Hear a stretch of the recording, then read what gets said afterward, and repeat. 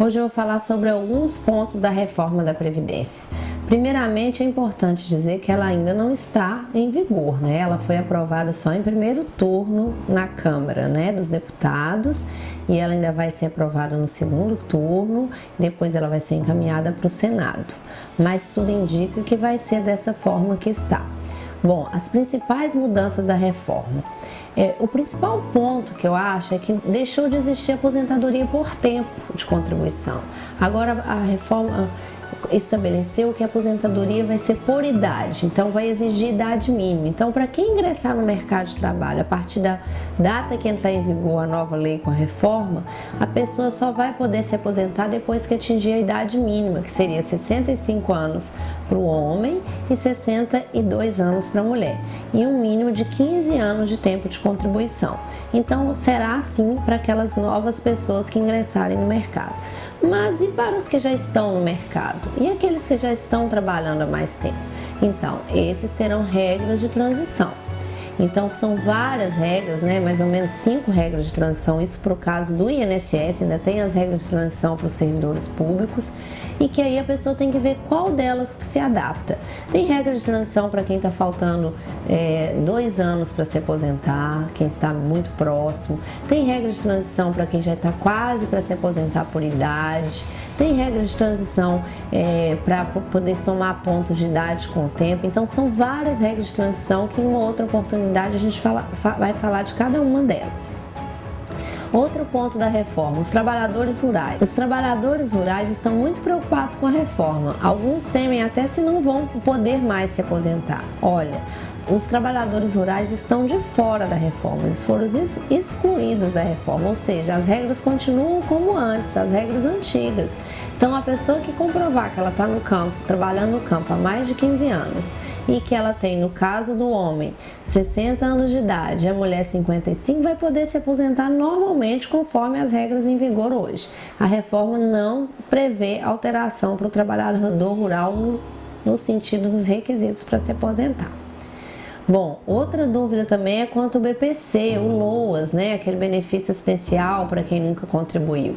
Então, também está de fora da reforma nesse sentido. O BPC vai continuar sendo devido para o idoso de 65 anos ou a pessoa inválida com renda familiar menor que 1/4 salário mínimo.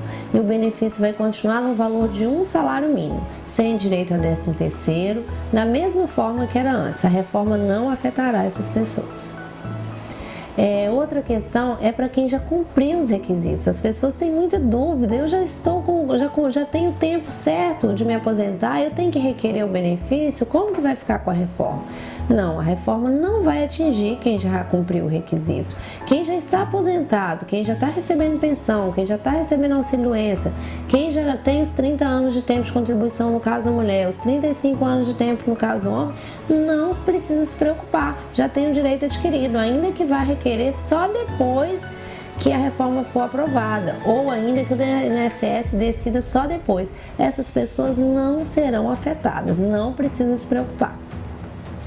Outro ponto que mudou muito com a reforma é o cálculo do benefício e de vários benefícios. Eu vou falar aqui, por exemplo, da aposentadoria por tempo de contribuição. Não terá mais fator previdenciário, exceto para quem estiver na regra de transição. Então, por exemplo, a pessoa que se aposentar com a idade mínima e por tempo, né, e com o tempo de contribuição de 20 anos, ela vai ter o cálculo da seguinte forma: 60% da média do salário de contribuição, mais 2% por cada ano que ultrapassar os 20 anos de contribuição no caso do homem, e 2% naquilo que ultrapassar os 15 anos de contribuição no caso da mulher. Então, por exemplo, um trabalhador que tenha 30 anos de contribuição e vai se aposentar com 65 anos de idade, no caso do homem. Como é que vai ficar o cálculo? 60% da média mais 20%, que vai dar 80%. Por quê? Ele vai ter 10 anos, né, que ultrapassaram os 20 anos, e 2% por cada ano, 20%. Então, ele vai se aposentar com 80% da média do salário de contribuição. O cálculo das pensões. O cálculo das pensões ficaram assim, ficou muito prejudicado, porque a pensão agora vai ser 60% do valor que o aposentado receberia se vivo estivesse, ou da média do salário de contribuição. e mais 10% por cada dependente adicional. Então, as pensões realmente ficarão num valor muito baixo, porque hoje elas são de 100%. E aí vai ser, via de regra, 60% o valor da pensão. O cálculo da aposentadoria por invalidez é outra também que ficou muito prejudicada. Na verdade, vai se chamar até aposentadoria por incapacidade permanente. E o cálculo vai ser da seguinte forma: 60% da média do salário de contribuição. Também não vai ser como é hoje, 100% da média. Isso é um prejuízo imenso, porque a pessoa se aposenta, ela está inválida, ela não tem condição de trabalhar e muitas vezes ela não tem tempo de contribuição que excede 20 anos para poder aumentar 2% a cada ano. Então talvez ela tenha que ficar somente com os 60%. Mas se ela tiver, por exemplo, 30 anos de tempo de contribuição, aí ela vai se aposentar com 80%, que é 2% por cada ano que ultrapassar os 20 anos de tempo de contribuição. Outra mudança na reforma é quanto ao acúmulo de aposentadoria e de pensão. Hoje em dia a pessoa pode receber uma pensão e uma aposentadoria sem menor problema, mas com a reforma isso não vai ser mais possível do jeito que é hoje, receber integral os dois valores.